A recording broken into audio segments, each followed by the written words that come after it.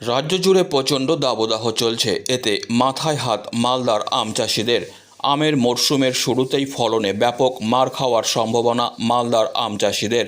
এই বছর হয়তো লাগাম ছাড়া বৃদ্ধি হবে আমের দামের। মালদার আম আর কম দামে মিলবে না এই বছর। প্রচণ্ড গরমের দাবদাহে তীব্র রোদে আমের বোটা শুকিয়ে ঝরে পড়ছে আম।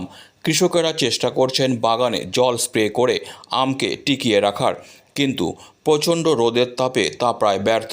প্রায় নিয়মিত বাগানে জল স্প্রে করতে একদিকে যেমন খরচ হচ্ছে, অপরদিকে স্প্রে করার পরেও গাছে আম থাকছে না। আগামী কিছুদিনের মধ্যে মালদা জেলায় বৃষ্টিপাত না হলে বাগানের প্রায় সমস্ত আম ঝরে যাওয়ার সম্ভাবনা তৈরি হয়েছে। এমন পরিস্থিতিতে কী করবেন জেলার আম চাষিরা তা ভেবে উঠতে পারছেন না। সমস্তটাই নির্ভর করছে বৃষ্টির ওপর। বৃষ্টি না হওয়ায় সঠিক হারে বৃদ্ধি পাচ্ছে না আম। এবছর এমনিতেই মালদায় একটু দেরিতে আমের মুকুল এসেছিল, তার ওপর গত কিছুদিন ধরে তীব্র গরমের জন্য আমের সঠিক বৃদ্ধি হচ্ছে না। বৃষ্টিপাত না হওয়ায় আমে কীটপতঙ্গের উপদ্রব বৃদ্ধি পাচ্ছে, এতেও অনেক আম নষ্ট হচ্ছে। এমন পরিস্থিতিতে মাথায় হাত পড়েছে জেলার আম চাষিদের। চলতি মরশুমে জেলায় 3 থেকে 3.5 লক্ষ মেট্রিক টন আম উৎপাদনের সম্ভাবনা ছিল, কিন্তু আবহাওয়ার খামখেয়ালিপনার জন্য আমের উৎপাদনে ব্যাপক ঘাটতি হতে পারে। কারণ বৃষ্টির জলের অভাবে অধিকাংশ আম ঝরে পড়ছে। সম্ভাব্য ফলনের চেয়ে অনেক কম ফলন হওয়ার সম্ভাবনা। তাই এবার আমের দামও ব্যাপক হারে বৃদ্ধি পেতে পারে। যদিও আম চাষিরা চেষ্টা করছেন নিজেদের লোকসান ঠেকাতে নিয়মিত বাগানে স্প্রে করে আম টিকিয়ে রাখার। গাছে জল দেওয়ার কারণ হলো যে তীব্র প্রচণ্ড গরমে আমের যে শীষগুলো আছে সেটা শুকিয়ে যাচ্ছে, আর শুকিয়ে গিয়ে আমগুলো ঝরে পড়ছে। এই যে স্প্রে করছি আর আমগুলো নিজের মনেই ঝরে পড়ছে অটোমেটিক। এই ঝরে পড়ার কারণে কী হচ্ছে, আমার চাষিদের প্রচণ্ড লস হচ্ছে এখন। আর স্প্রে না করলেও তো লস হচ্ছে অলরেডি। তো চাষিরা ভাবলো যে আর কিছু টাকা খরচ করে আমরা আমটাকে বাঁচানোর চেষ্টা করছি। লস তো হচ্ছে, কিন্তু যদি আম বেঁচে যায় তাহলে আমাদের কিছু লাভ হবে, আমাদের রক্ষা হবে কিছু। কি ক্ষতি দেখতে পাচ্ছেন আপনারা আমের? আমে তো এখন ক্ষতি দেখা যাচ্ছে, আমে ওই শুল্লি পোকা লেগে যাচ্ছে। শুল্লি লেগে কি হচ্ছে, আমগুলো নষ্ট হয়ে যাচ্ছে, পড়ে যাচ্ছে। শুল্লি লাগা আমগুলো পড়ে আছে বাগানে, ওই যে ওইখানে পড়ে আছে সব। আর আমগুলো শুকিয়ে যাচ্ছে, শুটকি হয়ে যাচ্ছে, শুটকি। আপনারা এখন কি চান তাহলে এই চাষ নিয়ে?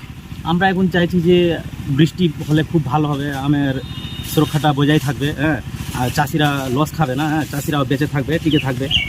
আপনারা সরকার কাছে কি আবেদন রাখবেন স্যার? আমাদের সরকারের কাছে আবেদন হলো, আমাদের যে ক্ষতি হচ্ছে সে সরকারটা সেদিকে নজর দিক আর আমাদেরকে বাঁচানোর চেষ্টা করুক। আমাদের জল দেওয়া হচ্ছে যে আমাদের আম চাষ করে খুব লাভবান হতে পারছি না, আমাদের খরচা অনেক হয়ে যাচ্ছে এবং ক্ষতিগ্রস্ত হচ্ছে। আমগুলোর কি ক্ষতি হচ্ছে আপনারা? আমগুলোতে পোকা লাগছে এবং আমের কালার নষ্ট হচ্ছে। তারপরে বর্ষার জন্য আমাদের একটু অসুবিধা হচ্ছে।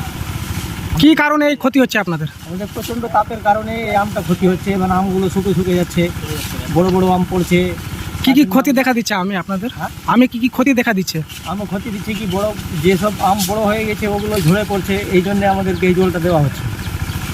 পোকা লেগে যাচ্ছে? হ্যাঁ, আমি পোকা লাগছে, মানে পোকা লাগলে তো আমগুলো নষ্ট হচ্ছে, ওই বড় আমটাই নষ্ট হচ্ছে।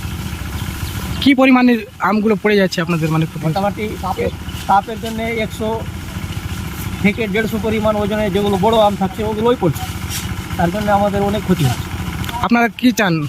আমরা চাই যে বর্ষা হোক এবং আমাদের ক্ষতিপূরণ, মানে ক্ষতির দিকে একটু দেখুক সরকার। এবছর প্রচণ্ড দাবাদায়ের কারণে আমাদের মালদা জেলার আমের অবস্থা অত্যন্ত খারাপ অবস্থায় যাচ্ছে। গত বছর 3.5 লক্ষ মেট্রিক টন আম প্রোডাকশন হলো, এবছর আমাদের টার্গেট ছিল প্রায় 3 লক্ষ মেট্রিক টন আম উৎপন্ন হবে, কিন্তু যা অবস্থা তাতে করে আম গাছ থেকে ঝরে পড়ছে, আমের সাইজ ছোট হচ্ছে, আম ডিসকালার হচ্ছে এবং অতি সত্ত্বর যদি বৃষ্টি না হয় তাহলে কিন্তু আমের ব্যাপক ক্ষতি হবে। এবং আমরা এবছর মনে করছি যে এই অবস্থায় 1.5 লক্ষ মেট্রিক টন আম উৎপন্ন এবার হতে পারে। আমের দাম অনেক বাড়বে, আম বেশি দামে মানুষকে কিনতে হবে। সর্বোপরি আম ব্যবসায়ীরা কিন্তু এবার লস খাবে। প্রচুর আম গাছ কেনা আছে এবং বাগান কেনা আছে আম ব্যবসায়ীদের কাছে, যারা ম্যাঙ্গো গ্রোয়ার, তারা অর্থনৈতিকভাবে ক্ষতিগ্রস্ত হবে, এই এলাকার অর্থনৈতিকভাবে ক্ষতিগ্রস্ত হবে।